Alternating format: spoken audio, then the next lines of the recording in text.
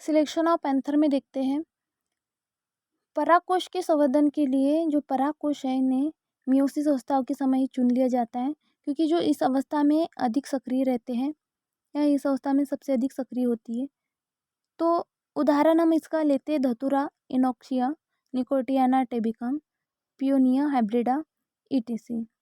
फिर एक साइंटिस्ट है ग्रेसोप और डाय, इन्होंने क्या किया 1972 में टमाटर के पौधों में एंथर्स के विकास या डेवलपमेंट की अवस्थाएं जिनमें microspores mother cells meiosis division प्रदर्शित करती है और अधिक महत्वपूर्ण होती है। जो एंथर कल्चर है इनके लिए वैज्ञानिकों ने पुष्प कलिकाओं के आकार, लंबाई इत्यादि का ज्ञान हो जाता है कि वे उन पुष्प कलिकाओं का चयन करके उन्हें परागकोश का संवर्धन सुगमता पूर्वक कर सकते हैं। फिर उसके बाद हम तापमान के बारे में देखते हैं, तापमान किस प्रकार से प्रभाव डालते हैं। तो ये अनेक पौधे जो है परागकोश की संवर्धन के से उत्पन्न एम्ब्रॉयड के ऊपर सामान्य तापमान का विशेष प्रभाव पड़ता है। सुदरलैंड साइंटिस्ट ने तंबाकू के पोलन एम्ब्रॉयड का विकास उच्च तापमान पर तीव्रता के साथ होने लगता है, ये बताएं। इसी प्रकार यदि धतूरा के पोलन एम्ब्रॉयड को सामान्य तापमान 20 डिग्री सेंटीग्रेड तक तापमान पर रख दिया जाता है तो उनका विकास रुक जाता है। प्रयोगों द्वारा यह देखा गया है कि जो तंबाकू से पोलिन एम्ब्रॉयड का अधिकतम विकास 25 डिग्री सेल्सियस पर होता है। फिर उसके बाद जो निश्चय साइंटिस्ट है इन्होंने तंबाकू की कलिकाओं को 5 डिग्री सेल्सियस तापमान पर 72 घंटे तक उपचारित किया जाता है तो उनके एंथर से अधिक एम्ब्रॉयड का विकास होता है या उनके परागकोशों से। तो यदि इन कलिकाओं को 22 डिग्री सेल्सियस पर उपचारित किया जाता है तो उनके परागकोशों से कम एम्ब्रॉयड का विकास होता है। अगर हम देखें फिजियोलॉजी ऑफ डोनर प्लांट्स के बारे में तो कैलरे और स्ट्रेनगम साइंटिस्ट है, इनके अनुसार जो डोनर प्लांट है इनको पर्यावरणीय अवस्था प्रभावित करती है और देखा गया कि कम आयु वाले पौधे दाता या डोनर प्लांट्स के प्राप्त परागकोशों से शीघ्रतापूर्वक एम्ब्रॉयड उत्पन्न होने लगते हैं। और इसी प्रकार से डनवेल और पेरी तथा हेबेरी, बोस, रिनवर्ट, इन साइंटिस्टों ने भी वैज्ञानिकों को मत दी है कि जो छोटे दिन वाले तंबाकू के पौधे से उत्पन्न परागकोश अधिक सक्रिय होते हैं जो एम्ब्रॉयड निर्माण के लिए सहायक होते हैं।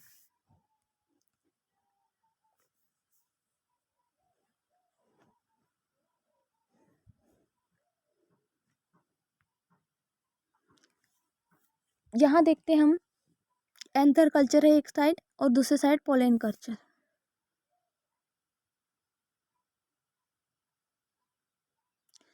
सबसे पहले हम यहाँ देखते हैं एक फ्लावर ब्लड है, यहाँ से हम एंथर्स को कल्चर करते हैं, फिर इसको प्लेटिंग ऑफ एंथर्स प्लेट में रख देते हैं, देन उसके बाद में इसको कल्चर मीडियम में ग्रोथ कराते हैं, फिर इसमें हैप्लॉइड एम्ब्रॉयड का फॉर्मेशन होने लगता है। फिर एम्ब्रॉय जो एम्ब्रियो है हैप्लॉइड एम्ब्रियो है, इसके बाद में एम्ब्रियो का डेवलपमेंट होने लगता है और ये प्रोसेस क्या कहलाएंगी डिफरेंशिएशंस। और इससे क्या हो जाएंगी जो एम्ब्रियो का डेवलपमेंट है इससे हैप्लॉइड प्लांट बन जाएगा या हैप्लॉइड प्लांटलेट का फॉर्मेशन हो जाता है। तो यह प्रोसेस क्या कहलाती है डिफरेंशिएशन कलर्स। फिर उसके बाद यहाँ देखते हैं ये फ्लावर बर्ड है, फ्लावर बर्ड से एंथर को हम सिलेक्ट करेंगे, एंथर का कल्चर करके इसमें एक्सट्रेशन ऑफ पोलन करेंगे, फिर कलेक्शंस ऑफ पोलन का कलेक्शन करेंगे, फिर पोलन को वॉश करेंगे या प्रोसेस वॉशिंग ऑफ पोलन कहलाएंगी। फिर इसको कल्चर मीडिया कराएंगे, फिर इसमें पोलन एम्ब्रियो का फॉर्मेशन होगा, पोलन एम्ब्रियो से हैप्लॉइड प्लांटलेट का फॉर्मेशन हो जाएगा। एक बार फिर से सबसे पहले यहाँ हम दो चीज़ें देख रहे हैं, anther culture, pollen culture technique. Anther culture कैसे होता है और पोलन कल्चर कैसे होता है, इसके लिए हमें क्या ज़रूरी है फ्लावर बर्ड।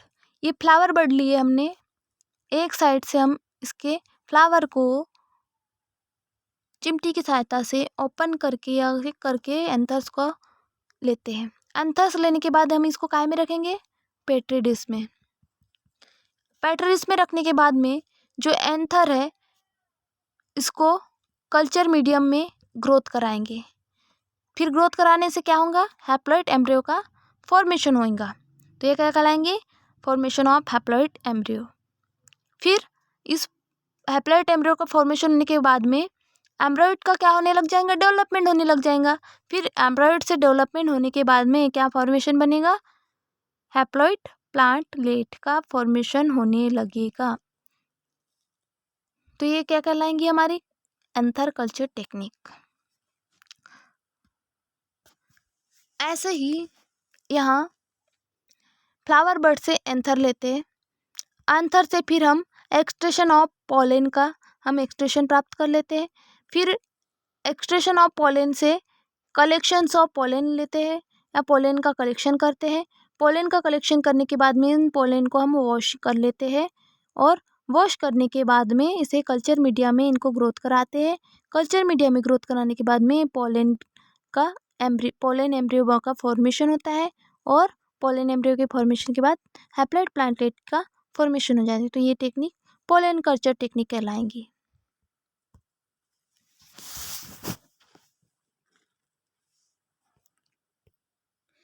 इसी प्रकार यहाँ देखो एंथर कल्चर में सबसे पहले फ्लावर्स लिए, फ्लावर से वॉश करके उसको स्टरलाइज किया, स्टरलाइज करने के बाद इसमें से अंतर को सिलेक्ट किया, अंतर को कल्चर एक पेट्री डिश में लिया, फिर पेट्री डिश में न्यूट्रिएंट मीडियम को प्रोवाइड किया और इसको ग्रोथ के लिए कुछ दिन के लिए रख दिए। देन उसमें सबसे पहले कैलस का फॉर्मेशन होता है, कैलस से एम्ब्रियो का फॉर्मेशन होता है, फिर एम्ब्रियो से प्लांटलेट का फॉर्मेशन होने लगेगा और जिससे हमें क्या मिल जाएंगे, हैप्लॉइड प्लांटलेट बन जाएगी। यहाँ देखो प्लांट्स के कुछ पार्ट, एंथर और पोलन। प्लांट के पार्ट में जो ग्रीन वाला पार्ट दिख रहा है उसको रेसिपिटल्स कहते हैं और ये क्या कहलाते हैं, सेपल्स कहलाते हैं। फिर यहाँ जो ऊपर वाला पार्ट होता है वो फ्लावर का, वो पेटल्स कहलाता है और जो ग्रीन वाले पार्ट के ऊपर ये जो गोल गोल संरचना होती है वो ओवल्स कहलाती है और ये ओवरी, और ये जो ओवल्स के ऊपर ये ऐसी संरचना है उसको स्टाइल कहते हैं और सबसे ऊपर वाली संरचना को स्टिग्मा कहते हैं। ये सब क्या कहलाता है, पिस्टिल कहलाता है। और यहाँ देखो ये है एंथर और ये उसका फिलामेंट, ये क्या कहलाएंगे, स्टेमेन कहलाएंगे। अब स्टेमेन में देखो ये हो गया एंथर और ये फिलामेंट, ये मिलकर क्या बन गया, स्टेमेन। और यहाँ ये देखो पोलन सेक्स है, पोलन सेक्स के अंदर पोलन भरे रहते हैं। ये काय का स्ट्रक्चर है, ये एंथर और फिलामेंट्स, ये स्ट्रक्चर ऑफ स्टेमेन का है।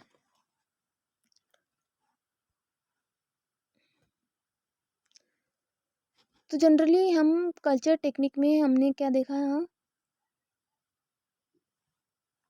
एंथर कल्चर टेक्निक, साथ ही साथ पोलन कल्चर टेक्निक देखिए। सबसे पहले ले लिए हैप्लॉइड प्लांट को या प्लांट को ले लिए, उसमें एंथर को सिलेक्ट करके कल्चर मीडियम में इसकी ग्रोथ कराई तो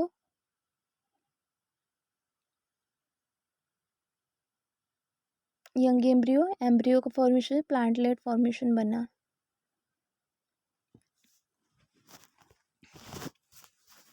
यह स्ट्रक्चर है एंथर कल्चर टेक्निक का। फर्स्ट, सेकंड, थर्ड, यहाँ से कैलस का फॉर्मेशन होता है, फिर एम्ब्रियो का, फिर प्लांटलेट का फॉर्मेशन होगा और इधर कैलस से भी प्लांटलेट का फॉर्मेशन होगा।